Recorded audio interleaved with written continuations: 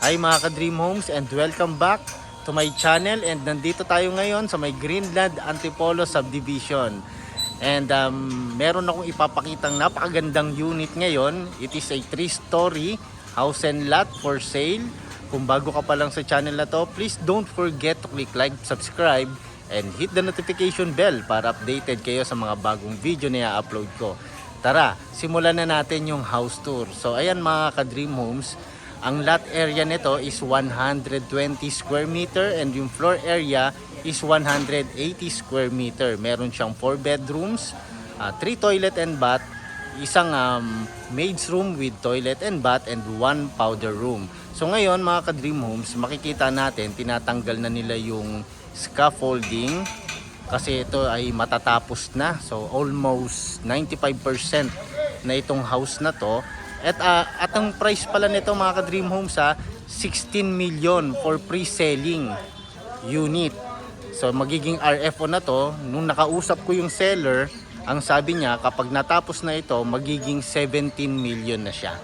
So kung interested kayo, so pwede nyong habulin yung price ng 16M for pre-selling price.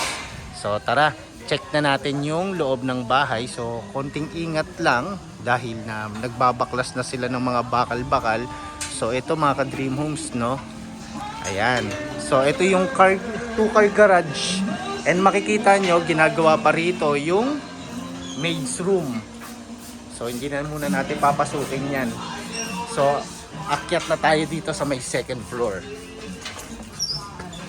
So yan, may mga konting finishes pa. And yung frame niya is glass, tempered glass. Ayan mga ka-Dream Homes. So ayan, tinatanggal na nila yung scaffolding.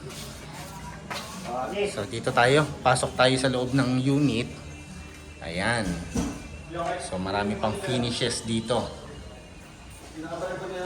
So open concept siya. So nandito yung living, dining, and kitchen area. So tignan natin itong kitchen area.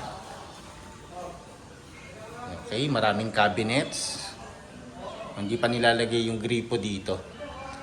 And dito naman sa side na to, ito yung magiging lanay area nyo.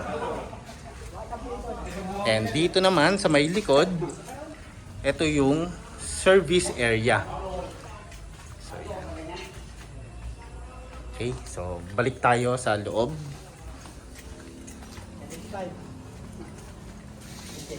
So yan, naka-tiles na rin siya. Ang ganda ng tiles niya.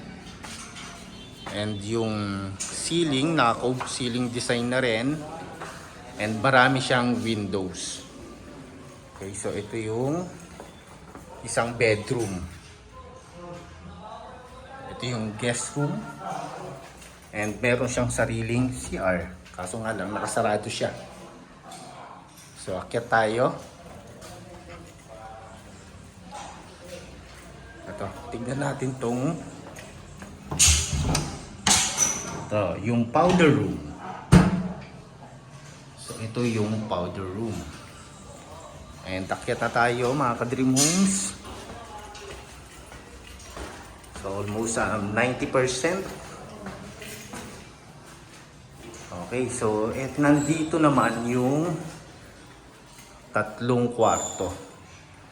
So ito yung bedroom number 1. And so medyo magulo pa. Meron siyang cabinet. And ito naman yung toilet and bath ng 2 kwarto. And this is the bedroom number 2. Meron na rin siyang sariling cabinet. Yan.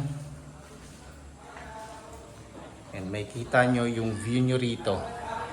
Ang ganda. So tahimik yung subdivision dito. Okay. And proceed tayo ngayon sa may last part, which is the master bedroom. Ayan. So ito yung master bedroom. Meron din siyang sariling toilet and bath. And meron din siyang cabinet. Okay, so tignan natin yung balcony. So ito yung view nyo. So ang laki ng balcony niya. So ito palang subdivision na to is malapit siya sa may Robinsons Antipolo. So 6 minutes lang mga ka-Dream Homes, nandun na po kayo sa may mall. Okay, so kung interested kayo na makita itong unit and bilhin yung property, kontakin nyo lang po ako sa may number ko. So again, this is your Dream Home Buddy, Marvin Marquez. Kita-kits tayo sa susunod na video. Bye-bye and God bless.